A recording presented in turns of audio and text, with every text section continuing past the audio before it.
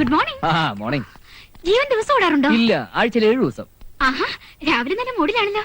നല്ല ജോക്സ് ഒക്കെ വരുന്നു. ജോഗ് ചെയ്യുമ്പോ ജോക്സ് പറയുന്ന എന്റെ സ്റ്റൈലാ.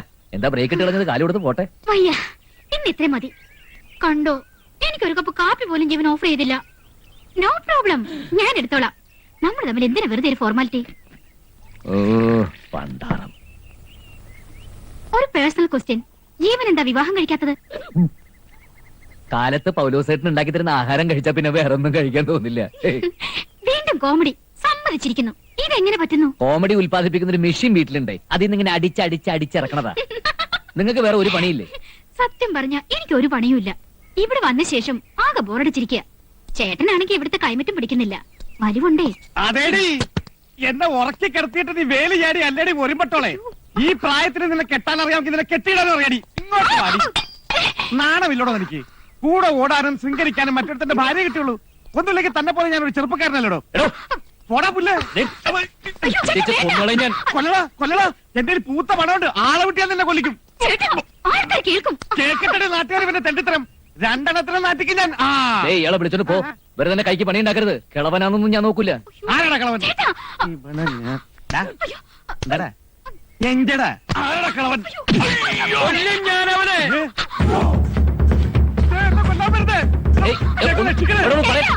കൊല്ലാൻ വേണ്ടിട്ടല്ലേ ആർക്കും ഞാൻ അവൻ എന്താ കരുതിയത്? മാറിക്കടി, എന്നാ പിടി, അവനെ പോയി കൊല്ല്.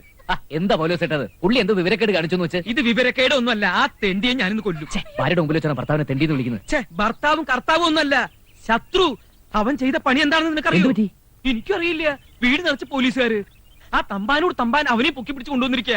ഒരു പെണ്ണ് നിന്ന് കരയിലുണ്ട്. മാറിക്കടി, ഇനി അവനെങ്ങാനും അവളെ ബലാത്സംഗം ചെയ്തത്. ചേട്ടാ വണ്ടിക്കർ. ഞാൻ ആരെയും തട്ടിക്കൊണ്ടുപോയി. ഞാൻ കിമ്പളം വായിക്കുന്ന കംപ്ലൈന്റ് ഒടുപ്പിച്ച എന്റെ ശത്രു എന്റെ കുടുംബം പട്ടിണിയാണ്. എന്താ തെണ്ടാന്ന് വെച്ചാ അതിന് നീ സമ്മതിക്കണം. കാബറയ്ക്ക് വിടുവാ 12.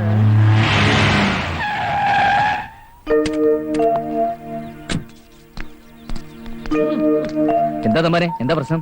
പ്രശ്നം ഗുരുതരമാണ്. ജാമ്യം കിട്ടാത്ത കേസാണ് കുട്ടിയെ തട്ടിക്കൊണ്ടുപോകൽ. സാറ് പറഞ്ഞത് ശരിയാണോടാ? ഇവരുടെ കുട്ടിയെ കിഡ്നാപ്പ് ചെയ്തു എന്നുള്ള സത്യം മതി. ഇപ്പൊ 1 ഡസനായി. ഏർക്കനവേ ഞാൻ 11 പോട്ടാച്ച്.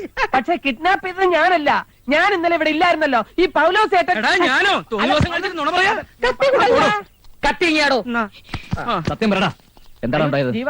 നിങ്ങൾ ഇങ്ങനെ നോക്കി നിൽക്കാതെ ഇവന്മാരോട് നമ്മുടെ കുഞ്ഞവിടെ ചോദിക്കേ. എന്റെ കുഞ്ഞിന് എന്തെങ്കിലും സംഭവിച്ചോണ്ടല്ലോ, എല്ലാത്തിനും കുത്തി കീറിക്കളയും ഞാൻ. പ്ലീസ് നിങ്ങളൊന്ന് സമാധാനിക്ക്. ജീവൻ, ഇന്നലെ വൈകുന്നേരം കൃത്യം 6:39 നിങ്ങളുടെ വണ്ടിയിൽ കുട്ടിയെ കണ്ടവരുണ്ട്. അതിനുശേഷം കുട്ടിയെ കാണാനില്ല. കൃത്യം 7:39 ഇയാൾ ആ വണ്ടി സിറ്റിയിൽ കൂടി അമിത വേഗത്തിൽ ഓടിച്ചുകൊണ്ട് പോകുന്നതും കണ്ടവരുണ്ട്. അയ്യോ, അത് ചായപ്പൊടിയിൽ ഓടിക്കാൻ പോയതാ. കൃത്യം 8:39 എനിക്ക് പരാതി കിട്ടിയത്. അതൊക്കെ പിറകെ എന്നെ നടന്നത്.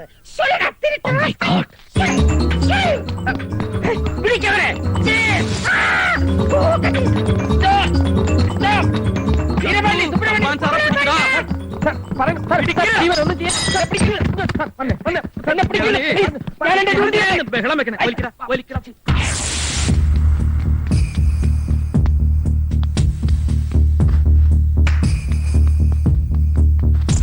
ഇവ രക്ഷപ്പെടാൻ നോക്കണ്ട. തമ്പാന് കീഴടങ്ങ്. കിട്ടി.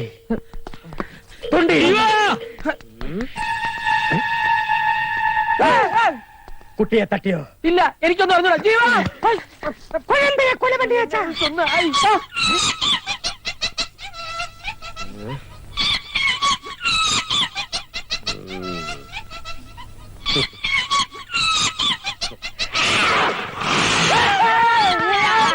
എന്താ?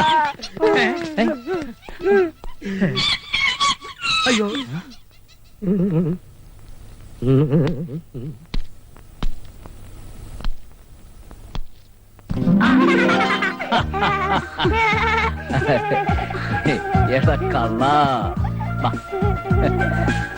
മോനെ, മോനെ, എന്റെ പൊന്നു മോനെ. Sorry sir, I'm really sorry. Actually സംഭവിച്ചെന്താന്ന് വെച്ചാൽ, സോറി മതി.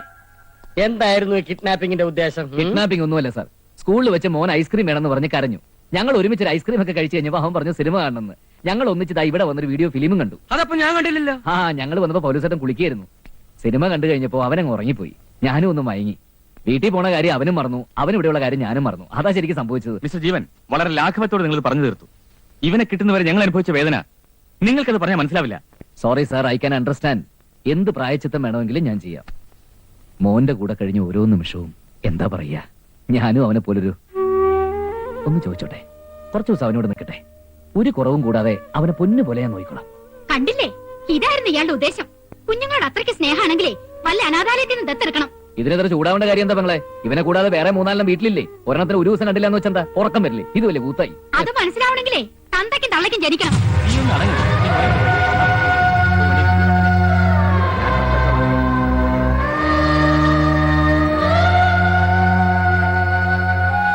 മിസ്റ്റർ ജീവൻ, 3 അല്ല 300 എണ്ണം ഉണ്ടെങ്കിലും അച്ഛനമ്മമാർക്ക് മക്കളെല്ലാം വിലപ്പെട്ടതാ. തനിക്കൊരു കുഞ്ഞുണ്ടാകുമ്പോഴേ മനസ്സിലാവൂ, പണം കൊണ്ട് മാതൃത്വത്തിന് മാത്രം വില പറയാൻ പറ്റില്ല. എനിക്കറിയാൻ മേലാഞ്ഞിട്ട് ചോദിക്കുക, വട്ടാണോ? കാലയിലെ ഒരു കേസ് കിടച്ചിരുന്ന മതിയായി പോച്ചേ. എന്ത് വിവരക്കേടാ നീ അവരോട് പറഞ്ഞത്? പിച്ച തെണ്ടിയാലും കൈ നിറയെ പണം കിട്ടിയാലും ഏതെങ്കിലും ഒരു അമ്മ അവരുടെ സ്വന്തം കുഞ്ഞിന് കൊടുക്കൂ? ഇത് രണ്ടും അല്ലെങ്കിൽ പിന്നെന്തിനാ എന്നെ പ്രസവിച്ച ആ സ്ത്രീ എന്നെ തെരുവിലേക്ക് വലിച്ചെറിഞ്ഞത്?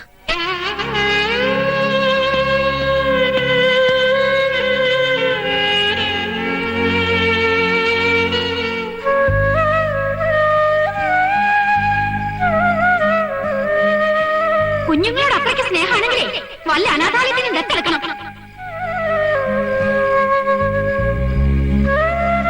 മിസ്റ്റർ ജീവൻ, 3 അല്ല 300 എണ്ണം ഉണ്ടെങ്കിലും അച്ഛനമ്മമാർക്ക് മക്കളെല്ലാം വിലപ്പെട്ടതാ. തനിക്കൊരു കുഞ്ഞുണ്ടാകുമ്പോഴേ അത് മനസ്സിലാവൂ.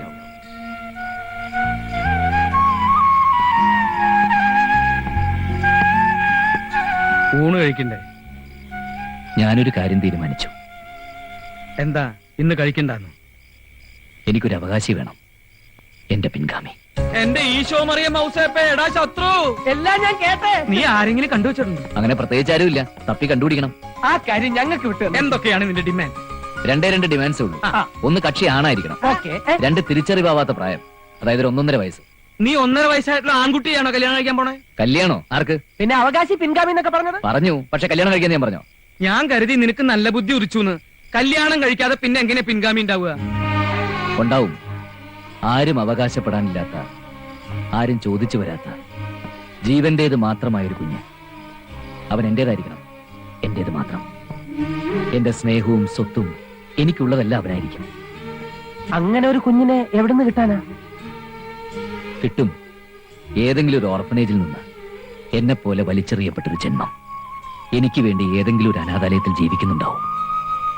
I want him, I need him, and he will be my junior.